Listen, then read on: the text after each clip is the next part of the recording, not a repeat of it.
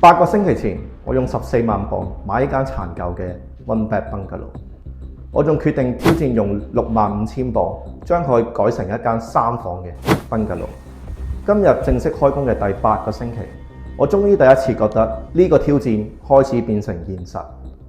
不過真正難嘅地方，依家先開始。我哋而家就喺一個原先係個廚房變咗個睡房啦。咁啊，第8個星期，我今個禮拜其實就想有個 walkthrough tour 話俾大家聽，由第1個星期開始到依家到底做咗啲咩，同埋最緊要就係呢，因為而家已經係到第8個星期，剩翻其實我預算仲有4個星期，咁當中其實我哋好多嘢都未做，例如嗰個extension 嗰個 roof 未封頂啊，啲窗又未裝啊，臨尾電啊 gas 啊都未搞掂。咁大家記得睇埋呢一集。我可以點樣追翻啲時間翻嚟，同埋而家仲爭啲咩未完成？由1間1房到慢慢開始變成3間房，走廊啊、廚房同埋新 extension 嘅空間，喺圖紙入面嘅嘢，終於開始變成現實。咁今日我就帶大家睇一睇過去8個星期到底有幾大變化。老實講，呢個 project 咧一路都唔容易嘅。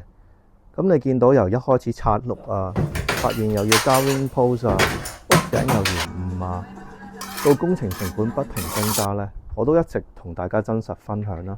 我每個星期呢返到嚟工地，第一件事呢唔係即刻揾 builder， 而係自己由門口慢慢行一次。咁因為日日睇呢，其實好容易忽略咗當中嘅變化。但如果將第一日同今日比呢，你就會發覺原來我哋已經行咗好遠。以前一入門口啦，成間屋就好暗嘅，空間亦好唔實用。但依家啦，你見到有新嘅走廊嘛，咁同埋呢，有新嘅房，仲係好有空間感嘅。咁依間房呢，原先就係一個廚房，你見到。而家呢，其實工人已經除咗話換咗啲石膏板之外呢，仲已經進行批檔嘅工程啦。咁呢間睡房，我覺得其實都係一個十分之標準嘅雙人床啦。咁再行呢度啦，就暫時未有太大嘅變化。最大嘅問題呢，就係我哋嘅 plasterer 呢，其實再過多2個星期，我諗佢又去 holiday 啦。如果唔可以趕住之前完成呢，咁可能中間又會有額外嘅 delay。咁我希望呢，就爭取呢度可以盡快進行晒所有嘅plaster 嘅工程啦。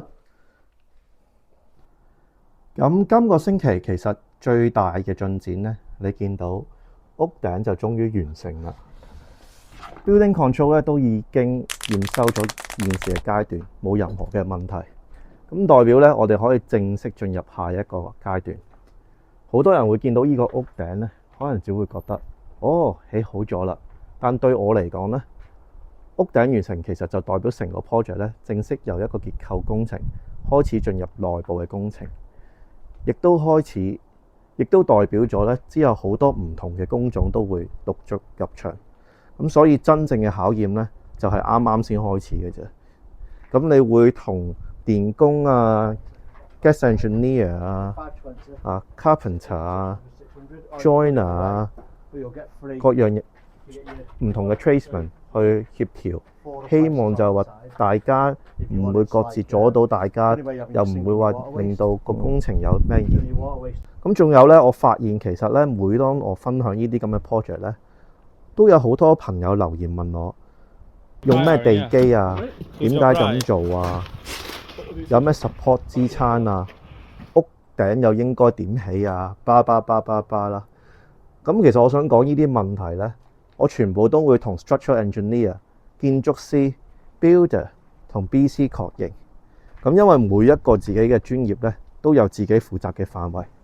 我想帶出嘅就係所謂 developer 真正嘅工作呢，唔係話做緊佢哋嘅嘢，而係 coordinate 佢哋唔同嘅人。我今個星期其實花得最多嘅時間呢，其實就唔係自己話落手做呢個 project， 而係同唔同嘅 builder 啊、window company 啊、gas engineer 再一次確認到底個 lead time 要幾耐？我個窗譬如話下個禮拜一就送到啊。Opening 準備好未啊？因為我哋要調校個 window opening 個尺寸有冇問題啊？度嘅時候有冇誤差啊？ Boiler 到底又由邊個負責啊？ Gas meter 需唔需要話搬去第二度啊？等等啦，呢啲呢，其實先係我真正做緊嘅嘢，因為只要呢其中一個環節出錯呢，咁後面你會想像到所有嘅工序呢都有可能會 delay 嘅。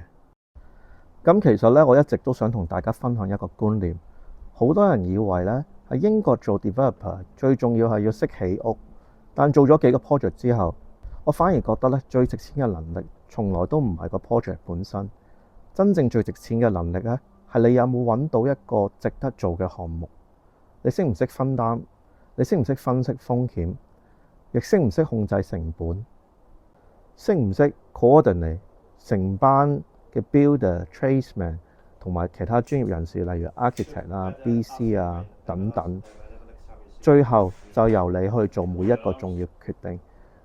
因為我其實見過一啲 builder，佢喺行業做咗幾十年，臨尾佢繼承咗一間屋，就攞住筆錢去做一個翻新項目，希望賣出賺錢。點知最嬲尾，就算佢落手落去做2年之後，間屋仲係爛尾。最嬲尾，佢要連間屋都蝕埋去填翻佢嘅債務。其實工程只係 developer 其中一小環，退出啊、融資啊、合規啊等等，仲有好多嘢你要去考慮。